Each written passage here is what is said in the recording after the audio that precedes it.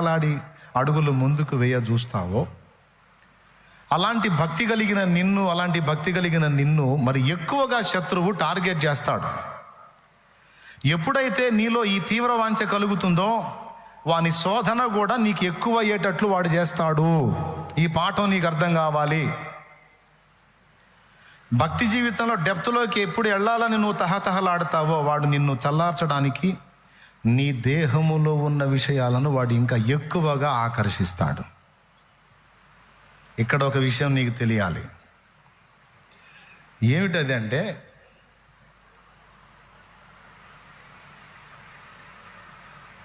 వాడు నిన్ను ఎందుకు అలా శోధిస్తాడంటే, వాడు నిన్ను అలా ఎందుకు ఇబ్బంది పెడతాడంటే, వాడు నిన్ను అలా ఎందుకు పక్కకు లాగడానికి ప్రయత్నిస్తాడంటే,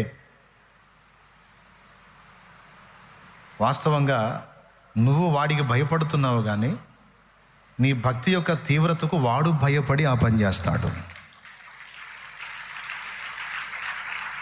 అర్థమైందా? నీ భక్తి యొక్క తీవ్రతకు, నీ తీర్మానం యొక్క తీవ్రతకు, దేవుని ఎడల నీకున్న ఆసక్తికి, దేవుని కార్యాల పట్ల నీకున్న తృష్ణకు భయం అనేది వాడిలో స్టార్ట్ అయింది. వాడు భయానికి లోనవుతాడు. అపవాది అపరాధి వాడు కదా, భయం వాడిది, మంది కాదు. ఆ భయం వాడిని ఏం చేసిద్దంటే ప్రశాంతంగా ఉండనీయదు. ఎప్పుడైతే నువ్వు దేవుని కొరకు తీవ్రమైన వాంఛ కలిగి ఉంటావో వాడికి భయం స్టార్ట్ అయింది. భయం స్టార్ట్ అయ్యే వాడు బయటపడి నిన్ను శోధిస్తాడు. అప్పటిదాకా మార్మికంగా ఉండి శోధించే శత్రువు ఎప్పుడైతే దేవుని కొరకు తీవ్రమైన ఆకలితో నువ్వు అడుగులేస్తావో వాడు బయటపడతాడు. అసలు దొరికిపోతాడు. వాడు నిన్ను శోధిస్తున్నట్టు నీకు క్లియర్గా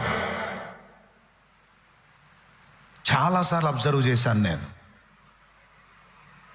ఎప్పుడైతే నేను బాగా తీవ్రంగా దేవుని కొరకు ఆకలి కలిగి, కన్నీటి ప్రార్థన కలిగి, దేవునికి అతి సమీపంగా వెళ్ళని ఇష్టపడి, దేవుని ఎడల తీవ్ర వాంఛ కలిగి అడుగులు ముందుకేశానో అప్పుడు దుష్టుడు స్పష్టంగా నా ఎదుటపడి నన్ను శోధించడం నేను చాలాసార్లు గమనించా. అప్పటిదాకా దొంగ దొరకడు, అసలు వాడు ఉన్నాడా లేడా అనిపిస్తాడు. ఎప్పుడైతే నేను బలంగా తీర్మానం చేసుకొని దేవుని ఎడల తీవ్ర వాంఛ కలిగి అడిగేస్తానో వాడు దొరుకుతాడు నాకు. సహజంగా అలా వాడు బయటపడ్డప్పుడు చాలామంది విశ్వాసులు భయపడి సర్దుకుంటారు. ఫర్ ఎగ్జాంపుల్, ప్రార్థనా జీవితాన్ని కొద్ది రోజులు నేను కలిగి ఉండాలి, కొద్ది రోజులు దేవునికి దగ్గరగా వెళ్ళాలి, ఈ కొన్ని రోజులు ఇక నేను ఎవరితో కూడా వ్యవహరించకుండా నేను దేవునితో గడపాలనుకుంటున్నాను, నేను దేవునితోనే నడుస్తాను అని తీర్మానం చేసుకొని నువ్వు ఎక్కువ ప్రార్థనా జీవితంలో గడుపుతున్నప్పుడు అంతకుముందున్న ప్రశాంతత అంతా పోయి నీకు శోధనల జడి స్టార్ట్ అయింది.